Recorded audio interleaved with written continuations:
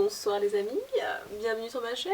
Je vous retrouve pour une nouvelle vidéo, c'est un peu une première pour moi. D'habitude je fais plutôt des vidéos sur des vlogs, des voyages que j'ai pu faire, etc. Là j'ai décidé en fait de faire une vidéo un petit peu différente sur mon expérience de fille au père. Vous êtes beaucoup à m'avoir demandé voilà, comment ça s'est passé, etc. Et du coup j'ai décidé de faire cette vidéo pour un peu couvrir tout et un peu expliquer mon expérience et si ça peut en inspirer certains, enfin tant mieux. Je vais un peu dans cette vidéo vous parler comment m'est venue l'idée, comment je me suis organisée, comment s'est passé l'entretien avec les familles, etc. Enfin, je vais un peu vous raconter puis ma vie là-bas, comment ça s'est passé, qu'est-ce qu'on m'a demandé, les points positifs, les points négatifs, voilà. Je vais essayer de couvrir tout ça. Resituer un peu le contexte, après le bac, j'ai fait du marketing pendant 2 ans. Ça m'a pas plu, donc du coup j'ai décidé d'arrêter. Seulement au moment où j'ai décidé d'arrêter, bien sûr, Victoria dans toute sa splendeur, nous étions en mars, voilà, donc APB, qui est maintenant Parcoursup, avait fermé, et du coup pour tout ce que je voulais faire comme étude, ma réorientation on va dire, c'était plus possible. Voilà, il y avait encore la possibilité peut-être de faire des sessions complémentaires, mais c'était vraiment hyper incertain, et moi je me suis dit... Si les sessions complémentaires n'ont pas lieu, je me retrouve sans rien à la rentrée, pas le bon bail. Donc clairement, j'étais un peu en train de réfléchir à ce que je pourrais faire et je me suis dit en vrai, je fais une année sabbatique et je vais utiliser cette année pour faire des choses que j'aurais pas forcément le temps de faire en temps normal. Je sais pas si je peux dire que l'idée m'est venue à ce moment-là parce que c'est quelque chose auquel j'avais déjà pensé. D'être fille au père, c'est quelque chose que j'avais déjà entendu parler et qui m'attirait quand même. Donc faut savoir que j'ai fait du babysitting depuis que j'ai 16 ans. J'ai passé mon BAFA, je fais encore des colos les étés. Donc voilà, j'ai toujours été en contact avec les enfants, j'ai toujours aimé ça. Et la langue anglaise, c'est une langue dont je suis vraiment tombée amoureuse. J'adore parler anglais, c'est d'ailleurs la seule langue que je sais parler. Je suis tombée amoureuse de Londres, clairement, je suis tombée amoureuse de Londres en 6ème. J'étais vraiment le cliché de la fille avec les drapeaux anglais et tout, enfin une catastrophe. J'ai eu l'occasion, pour mon 16e anniversaire, je suis partie en Australie. En fait, j'ai une correspondante qui était venue quelques mois en France et moi, l'année de ma seconde, je suis allée là-bas. Donc j'étais à l'école là-bas, etc. Je ferai sûrement une autre vidéo pour raconter mon expérience en Australie. En fait, tout ça combiné m'a fait que je voulais continuer à pratiquer mon anglais et faire une expérience à l'étranger parce que je sais que c'est super bénéfique et j'en ai toujours tiré que du positif. Et un peu de sortir de son cadre, de prendre du temps en fait seul sur soi, c'est un peu la base de pourquoi je me suis intéressée à ça. Et du coup, comment je me suis organisée? Donc j'ai fait des recherches sur internet, beaucoup conseillaient soit des agences, soit des sites internet. Il y a Operworld qui est assez connu, qui a donc un site internet, je sais pas si vous connaissez, où du coup on se crée un profil et les familles peuvent nous contacter librement. Et il n'y a pas vraiment de contrat ou quoi que ce soit en fait. J'avais quand même lu pas mal d'avis négatifs pour des personnes qui étaient passées sans agence, etc. Et j'avais aussi lu des avis négatifs sur certaines agences.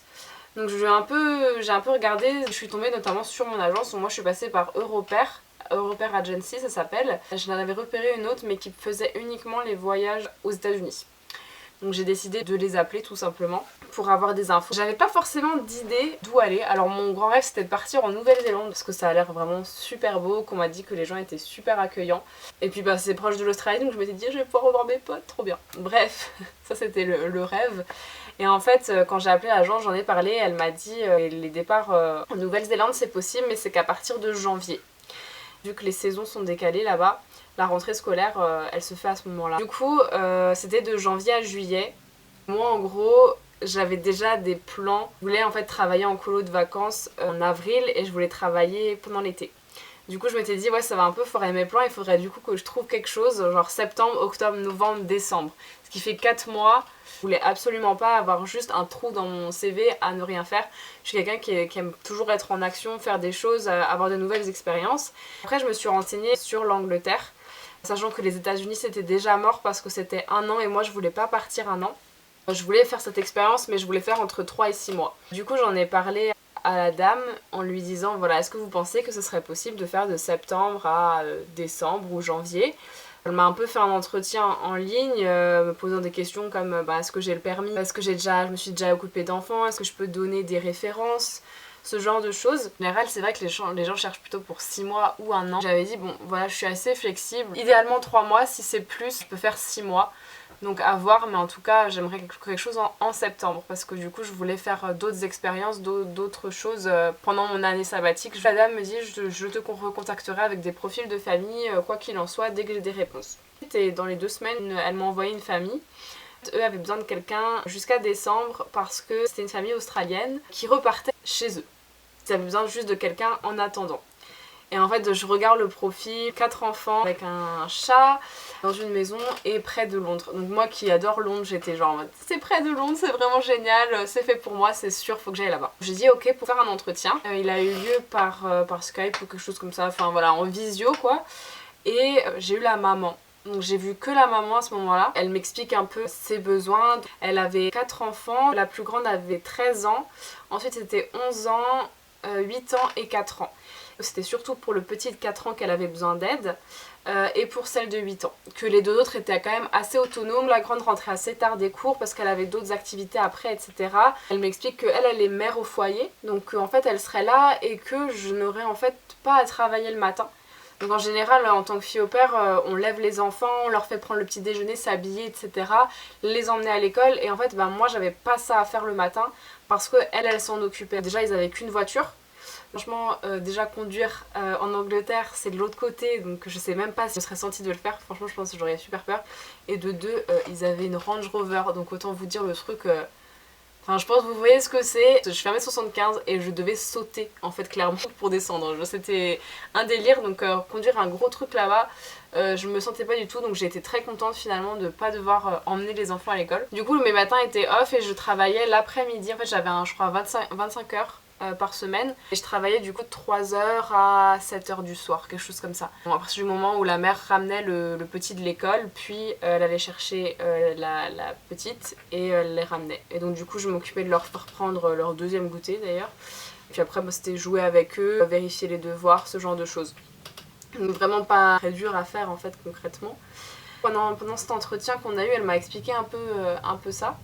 Elle m'avait prévenu voilà, qu'il y avait ménage repassage à faire, qui correspondait à peu près à 1 heure dans la semaine, qui était donc sur mes heures, en fait sur mes 25 heures. Je savais en plus par l'agence que c'était du repassage lié aux enfants, du ménage lié à la maison, etc. Donc ça me posait vraiment pas de soucis tant que je devenais pas totalement femme de ménage quoi.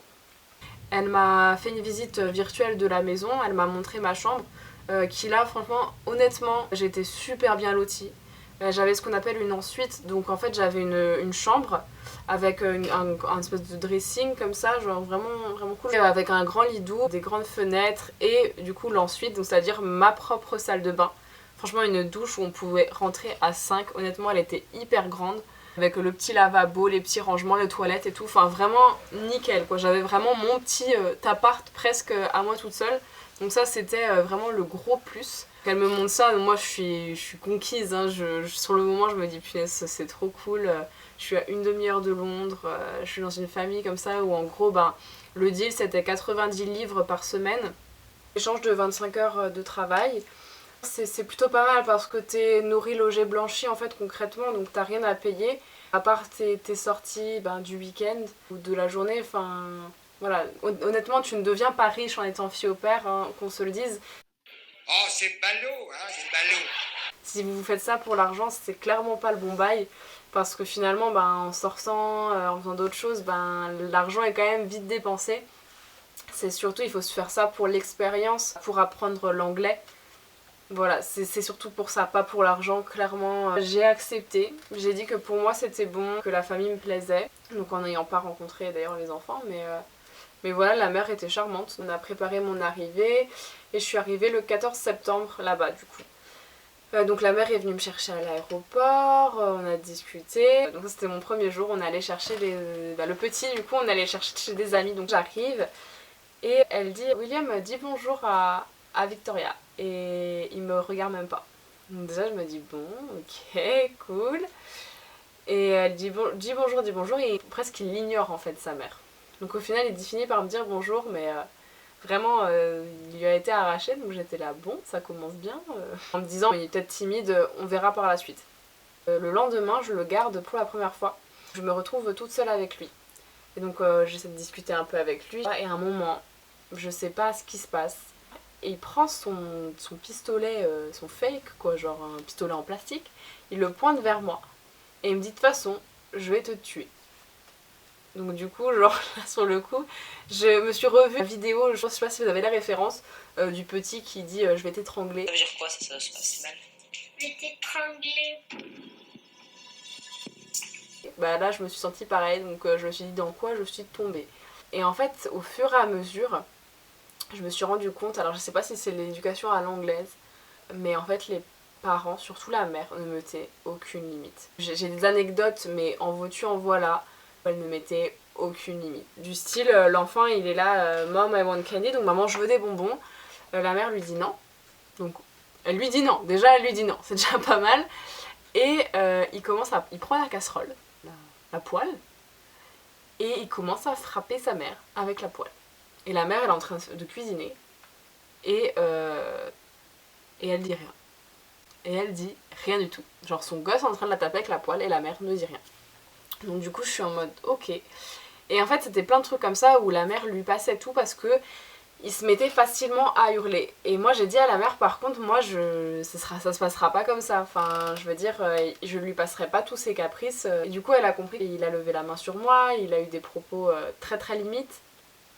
Et au fur et à mesure il a compris que voilà, avec moi c'était pas comme ça que ça se passait. J'ai remarqué que de manière générale dans la famille ils avaient l'habitude d'être enfant roi en fait. Par exemple, un exemple tout bête, ils avaient leur salle de bain, donc le soir je leur faisais couler le bain en général. Voilà, il y avait une panière à la sortie de la salle de bain où il y avait couleur noir et blanc, donc c'était à trier. Alors le petit, il avait 4 ans, donc je savais que pour lui c'était un peu compliqué, il sait pas forcément, en plus il sait pas lire, donc voilà, pour moi je lui disais écoute tu mets juste tes affaires en hauteur et moi je les prends et je te les trie.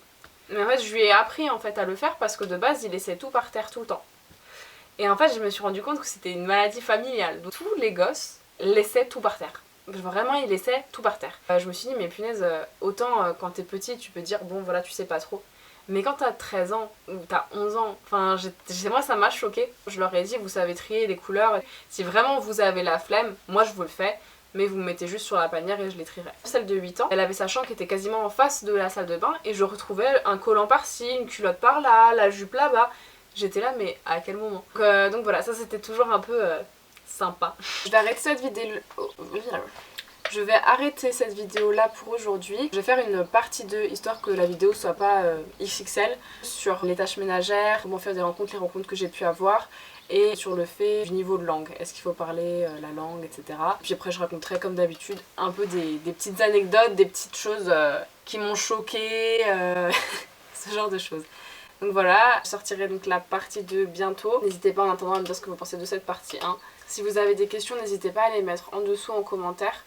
J'y répondrai. J'espère que en tout cas j'ai déjà répondu un peu à vos questions. Je vous embrasse bien fort et je vous dis à très vite.